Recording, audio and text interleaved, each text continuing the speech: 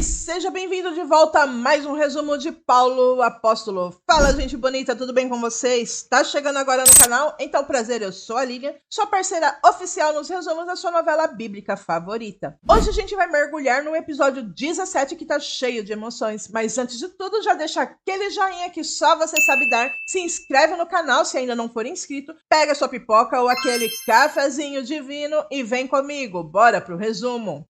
O capítulo começa com Paulo, que acabou de sair da hospedaria. Ao que tudo indica, ele não está bem. Silas diz a Lucas que Paulo é turrão mesmo, e Lucas confirma que ele não está bem, de verdade. Nesse momento, alguns soldados surgem mandando que toda a população curve-se diante do futuro imperador, vulgo Nero. Ele está passando por ali. Silas até tenta tirar Paulo dali, mas Paulo não quer sair. Ele só observa. Enquanto toda a população se curva, apenas Silas, Paulo e Timóteo não se ajoelham. Paulo até diz que não se curva diante de homens, e diante disso, os soldados os obrigam a se ajoelharem. Passado tudo isso, Paulo segue em frente, diz para irem, pois tem mais pessoas que precisam e querem ouvir a palavra de Deus. Mas Lucas, vendo que Paulo não está bem, segue até ele e Paulo desmaia.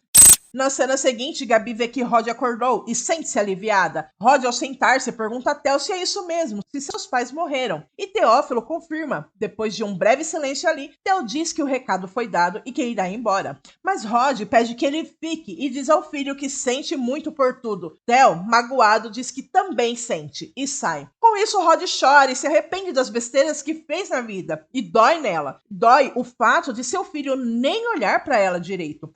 Em Troade, uma escrava trabalha ali na hospedaria e é abordada por Nero, que fica impressionado com sua beleza e pede que ela lhe sirva uma bebida mais forte. Um momento ali parece que o tempo para e ambos se olham fixamente. Ela, sem jeito, diz a Nero que ela lhe servirá. E enquanto Nero encontra seu lugar ali, escuta Lucas, Timóteo e Silas conversando. Lucas diz que vê-los enfrentando os romanos para ele foi pagamento suficiente. Ele virou um admirador.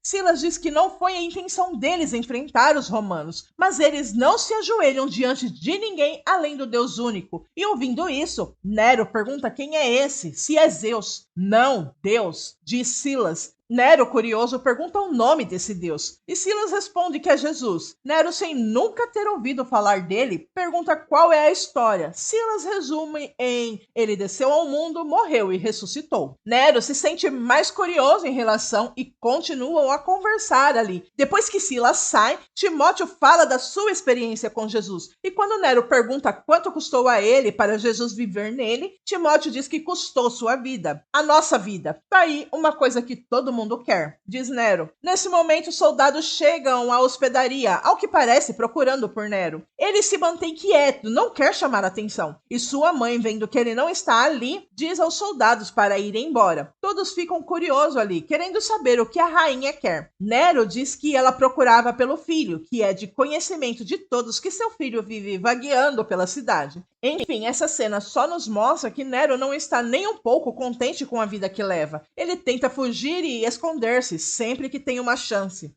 No dia seguinte, Paulo já está de pé e Silas chega, levando Lucas consigo para ver como está a saúde de Paulo. Ele informa que já está tudo pronto para irem para Macedônia e Paulo agradece pelo cuidado e informa já estar melhor. Paulo também agradece a Lucas por ter cuidado dele e pergunta se Silas já o pagou. Lucas diz que não precisa, mas tem um pedido a Paulo. Ele quer ir junto nessa viagem e em todas as outras. Quando Paulo pergunta por quê, Lucas diz que gostaria de conhecer mais sobre Jesus. Diz que Timóteo falou um pouco e que seu pai também falou de Jesus quando o encontrou em uma festa. Paulo fica surpreso ao saber que o pai de Lucas encontrou Jesus pessoalmente. E Lucas fala sobre seu pai ter escrito tudo o que ouviu dele. E desde que seu pai se foi, começou a levar algumas palavras que seu pai escreveu com ele e entrega a Paulo. Ao ler as palavras que Lucas lhe entregou, Paulo diz que agora entendeu o porquê de Deus tê-los enviado a Troade, que até aquele momento ele não tinha entendido, mas que agora tudo fazia sentido. Porém, ele explica a Lucas tudo o que eles passam e ainda irão passar por causa do evangelho, e que ele também pode sofrer tudo isso só por estar com eles. E Lucas diz que se esse for o preço para conhecer mais de Jesus, ele paga. Paulo sorri e diz que não será nada fácil. Na cena seguinte, Jonatas fala com Teófilo. O jovem se tornou o advogado dele. Jonatas quer que ele o ajude a se tornar o sumo sacerdote novamente. Então falam ali sobre algumas burocracias e tudo mais. E logo quando vão saindo, avistam Gabi e Rod. Jonatas, claro, fala mal de Rod para ele, sem saber que ele é seu filho. Quando Jonatas pede que ele o siga, ele diz que irá acertar algumas coisas na hospedaria. Depois vai até a casa dele. Quando Jonatas sai, Theo vai falar com Rod. Diz a ela que só foi ali dizer para ela que não quer que ninguém saiba que ele é seu filho. Rod até tenta falar alguma coisa, mas Teófilo não quer saber e sai de perto dela. Nesse momento, Fábio se aproxima de Rod, a assustando. Pede desculpas e pergunta se ela conhece o rapaz. Rod mente, diz que só o conhece de vista. Quando Rod faz menção de sair, Fábio a segura pelo braço. Diz que nunca a esqueceu e que sabe que ela e a Gripa não deram certo. Promete fazer tudo diferente dele. Ela diz que não se sente pronta, porém ele diz a ela que espera, pois é paciente. Mas Rod afirma que ela não é o tipo de mulher que ele quer ter na vida. Ele apenas pede a ela para que ele decida isso.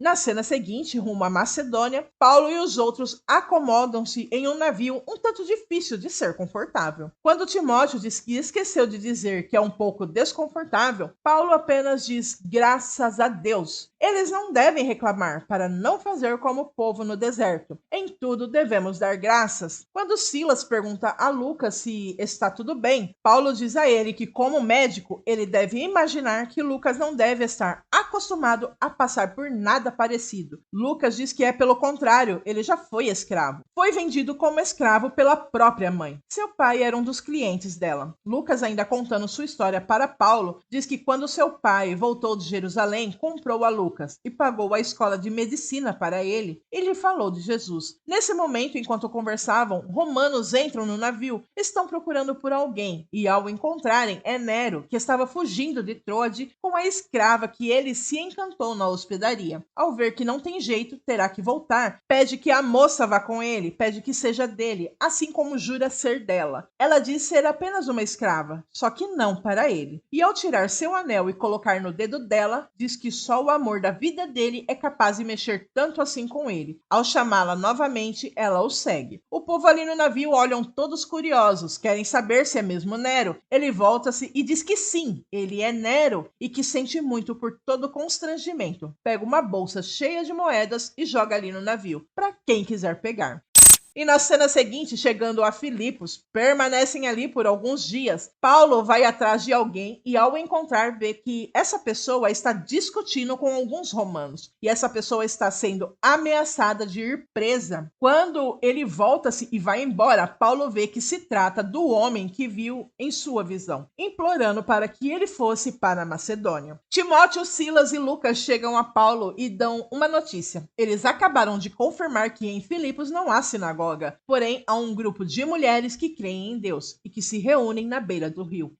Em Jerusalém, Gabi e Rod andam pelas ruas, Rod de cara fechada, chateada, e Gabi tentando animá-la. Mas vendo que Rod se fecha cada vez mais, Gabi pergunta até quando ela será vítima de suas próprias escolhas. E Rod, não gostando desse questionamento, começa a acusar Gabi de se esconder o tempo todo. E finalmente ela disse o que sempre pensou dela. Gabi tenta falar com ela, diz que só quer que ela olhe para a frente e veja tudo o que pode ter, e toca no assunto da filha de Rod. Mas Rod diz que é uma péssima mãe e não tem nada para oferecer. Gabi diz que ela tem amor, mas Rod diz que não ama. E nesse momento, Rod muda o foco da conversa, joga em Gabriela, dizendo que Gabi enfrenta os mesmos problemas que ela e não tem coragem de admitir. Diz que ela não ama Prócoro, não como amou Paulo. E ela fica ali, fingindo que tá feliz. E no meio de toda a acusação de Rod, Gabi pede que Rod pare. E Rod diz que tudo bem, a vida é dela, ela que se engane como quiser. Quando Rod vai sair, Gabi pergunta com quem ela deixou a filha. E Rod pede que ela não se meta, ela não quer nada com aquela criança. Na cena seguinte, Paulo e os outros vai atrás desse grupo de mulheres que se reúnem na beira do rio. Silas está um pouco preocupado em relação a isso, com medo de confundirem eles com um bando de tarados, mas Paulo tenta acalmá-lo. Lucas, ao avistá-las, chama por Paulo e elas estão ali, dentro do rio, louvando e adorando a Deus, oferecendo ali um culto, e eles ficam ali observando elas. Quando elas se viram para trás, se assustam ao vê-los. E a cena corta para Gabi, que foi até o palácio falar com Kumano. Ele olha e lamenta não poder mais se casar com ela, e ela informa que está noiva. Ele diz que sabia que isso não iria demorar, afinal ela é linda. Mas enfim, não foi para isso que ela foi ali. Ela foi ali falar com ele sobre Rod, e fala da filha que ela teve com Agripa. Kumano diz que sim, todos no palácio ficaram sabendo do caso, mas eles não chegaram a se casar oficialmente. E Gabi fica surpresa com isso. Ela não sabia, mas pergunta se ele sabe como está a criança. Ecumano diz que a bastarda foi vendida como escrava. Sim, ele disse com essas palavras, chocando Gabriela. E o episódio termina com as mulheres que estavam no rio se aproximando de Paulo e os outros todas desconfiadas de quem poderão ser. Lídia pede que saiam dali, pois ela sabe se defender. Quando Paulo tenta explicar, ela aponta uma faca para ele. E é isso, minhas estrelas. Esse resumo termina aqui. Se você chegou até aqui, então deixe seu like, comenta, compartilha, se inscreva caso ainda não seja inscrito. Assim você me ajuda a crescer e posso fazer mais e melhor para você. E eu vou ficando por aqui. Até a próxima. Tchau!